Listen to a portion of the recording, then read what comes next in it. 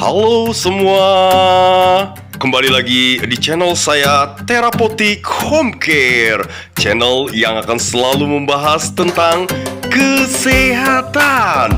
Dan yang tak kalah pentingnya lagi, selalu mencari solusi bagaimana caranya mengatasi segala macam problematik ataupun masalah fisik Anda. Oke, jangan kemana-mana, tetap bersama saya, Bara, yang masih dalam pembahasan tentang stroke. Dalam tajuk, apa saja yang harus dilakukan dari fase ke fase.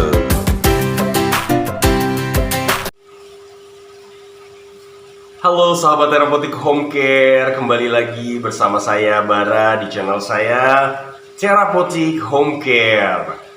Masih dalam pembahasan kita tentang stroke. Setelah kemarin kita mengupas tentang hal-hal apa saja yang bisa membuat latihan itu menjadi tidak efektif, sehingga hasilnya yang didapat kurang maksimal, bahkan tidak maksimal sama sekali.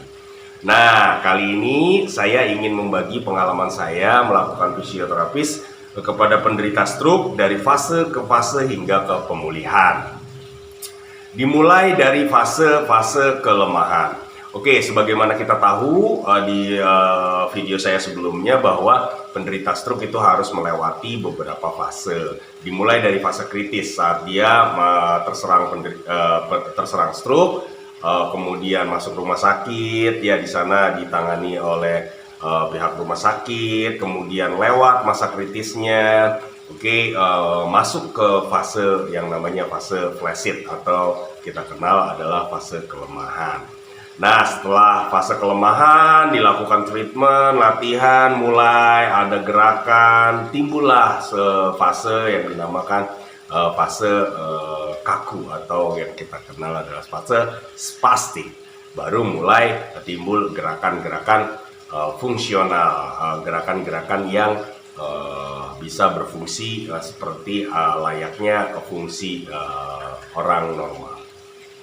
Oke, kita mulai dari fase kelemahan dulu. Oke, fase kelemahan. Kalau kita bilang fase kelemahan, artinya bahwa masalah atau problematik pertama yang kita temukan pada penderita stroke adalah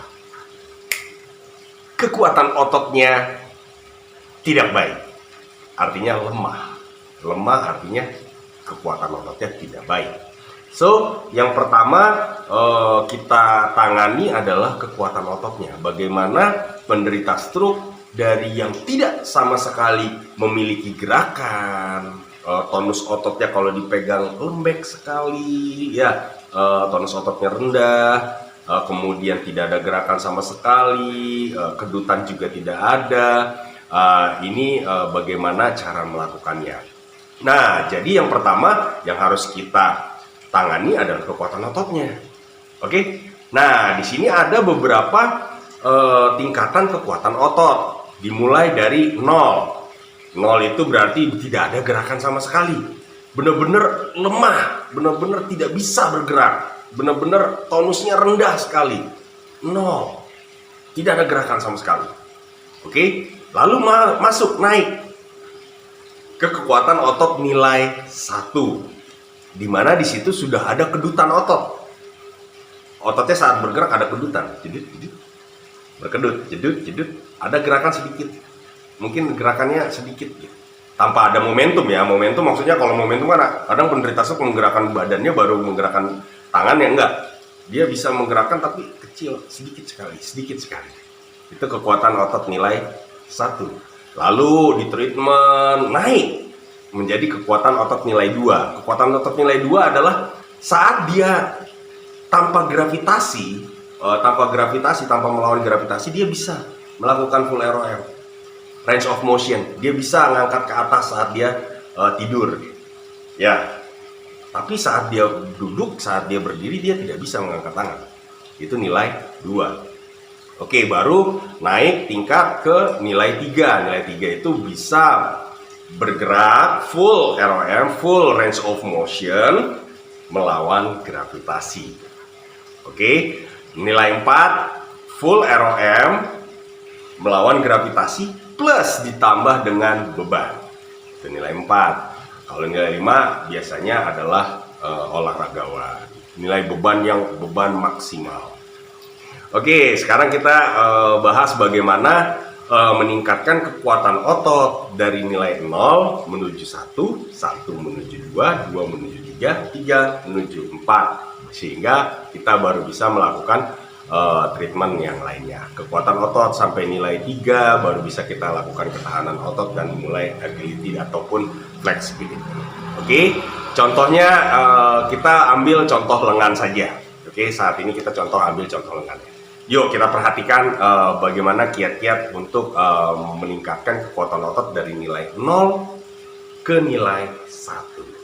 Saat saya bertemu dengan penderita stroke dengan problematik kelemahan otot nilai 0 dari lengan ataupun kaki, yang pertama saya lakukan adalah bagaimana meningkatkan nilai 0 ini menjadi nilai 1. Ya. Oke, kalau kita lihat tubuh kita bagi dua. Ya, kita bagi dua. Ya. Lengan lemah, kaki lemah. Ya. Anggota gerak lemah. Nah, tapi di antara kelemahan otot sebelah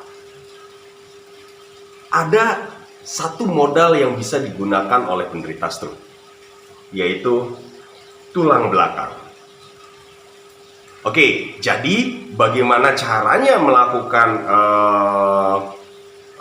meningkatkan kekuatan otot dari nilai 0 ke nilai 1? Kita menggunakan modal yang tersisa dari penderita stroke, yaitu menggunakan tulang punggung. Oke, gerakannya adalah weight bearing, yang dikenal dengan weight bearing. Weight bearing itu adalah menumpukan.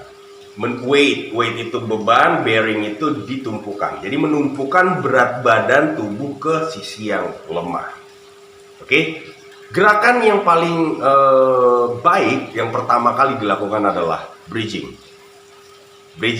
Oke, kita perhatikan ya. Kita perhatikan video yang satu ini. Ya, bridging itu dilakukan seperti ini. Nah, ini posisinya tidur terlentang. Oke, seperti ini.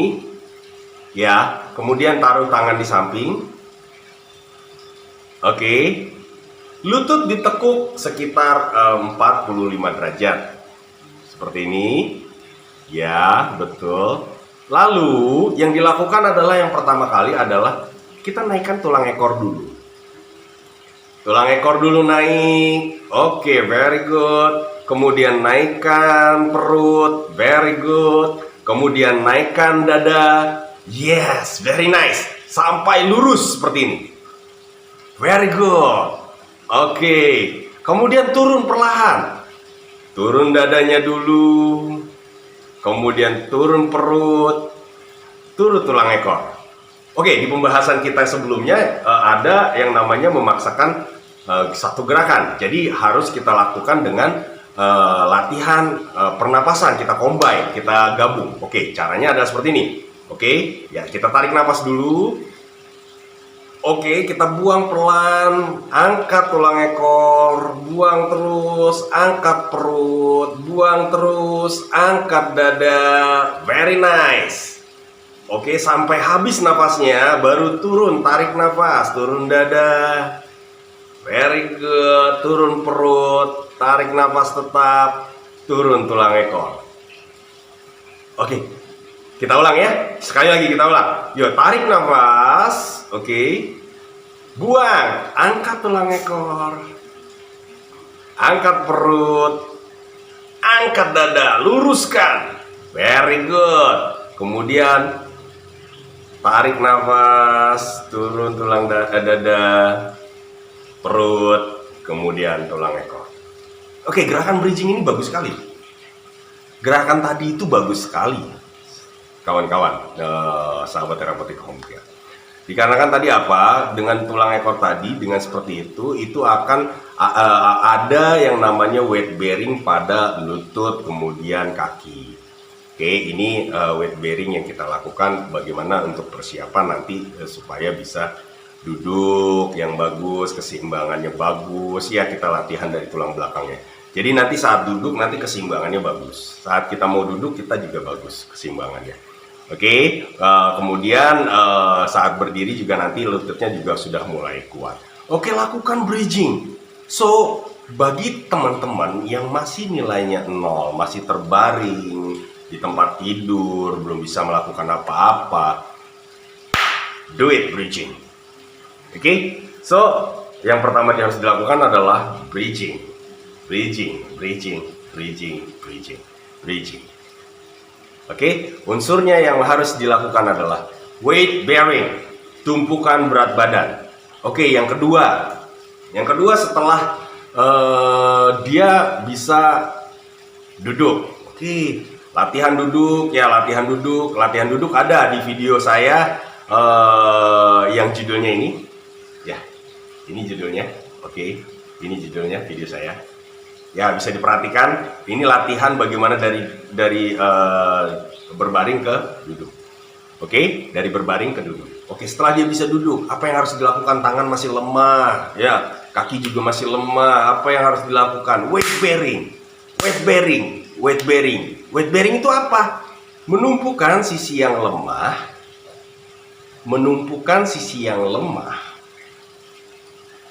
dengan berat badan. Oke, kita perhatikan contoh satu gerakan ini. Ini pernah saya buat videonya juga. Ini gerakannya, ini bagus sekali.